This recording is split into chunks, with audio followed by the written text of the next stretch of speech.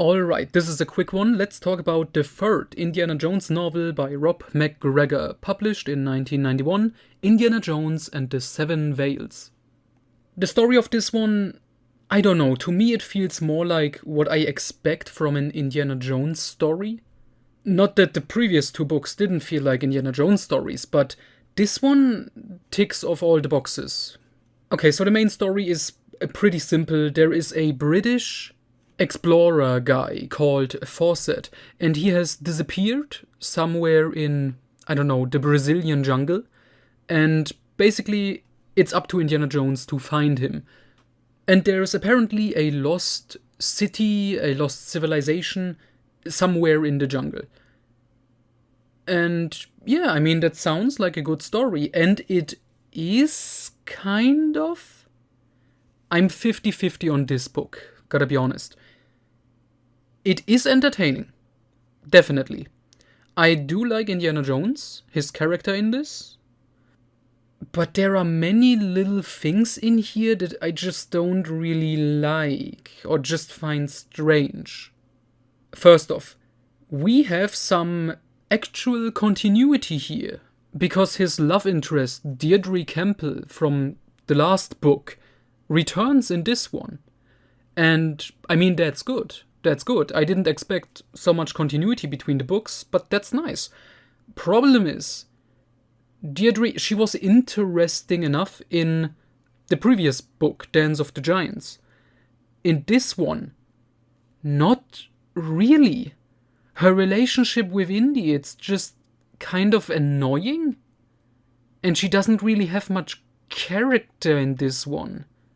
Not that she didn't even have that much character in the first book she appeared in, because to me it's obvious MacGregor, he was just writing the perfect wife for Indy, and that's boring. A romantic interest who's the perfect fit for our main character is boring to read about. This leads me to my next point. Their relationship takes a turn in this. So at the end of the previous book, Dance of the Giants, Indy actually proposes to her. And in this one, they actually fucking marry. Indiana Jones gets married in this book, which is strange, but since, the continuity of the movies, we know how this will turn out. And this directly brings me to the ending, which I won't spoil, but I will just say this much. The ending, it's very abrupt, and I didn't really like it. I read this book and it legitimately felt like I had 2 pages left. At most 2 pages left. And I was like, there is enough room here. Like, I would expect 10 more pages, at least, to actually finish all of this off. But nope. Another thing I disliked is our main villain, I guess you can call him. Basically, if I remember this correctly, because I read this book some time ago, our main villain is some guy who made like a bet that this explorer guy, Fawcett, that he won't return. And now this guy wants to prevent Indy from actually finding, the British guy Fawcett, so that our villain will win his money, And I didn't find him interesting at all.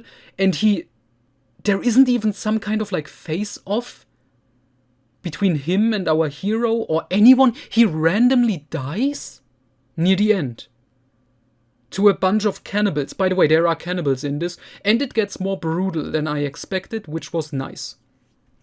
So yeah, there's just some weird choices in this one. On a more positive note, I guess, like I said, I still like Indiana Jones. I think the story overall is decent, even though it has these couple of points where I'm like, this could have been done better, definitely. It has some good action, it has some good twists and turns. And this is the first appearance in this book series of Marcus Brody, which I appreciated. And overall, I would say Indiana Jones and the Seven Veils, I would recommend it. I think it's a decent enough read. I have to go back to the ending. There's one more point I have to make. And this is kind of spoiler-ish.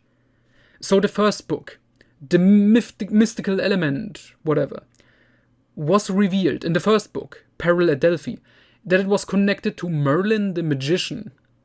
And the second book, Dance of the Giants, that book's ending, it tied back to Peril at Delphi and the whole Merlin aspect, which I did kind of enjoy.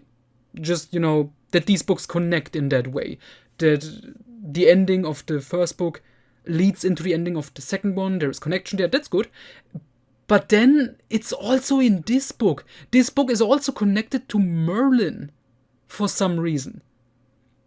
And I know, like, the movies had, like, Christianity and whatever, because, Ark of the Coven, Holy Grail, whatever. But in between, we at least got the fucking Temple of Doom shit, which was great. This is the third book, and we are still on Merlin, the magician, when it comes to, like, the mystical stuff, and it's strange. I don't know why that is. I really don't get it. And I really hope this will fucking stop after this one.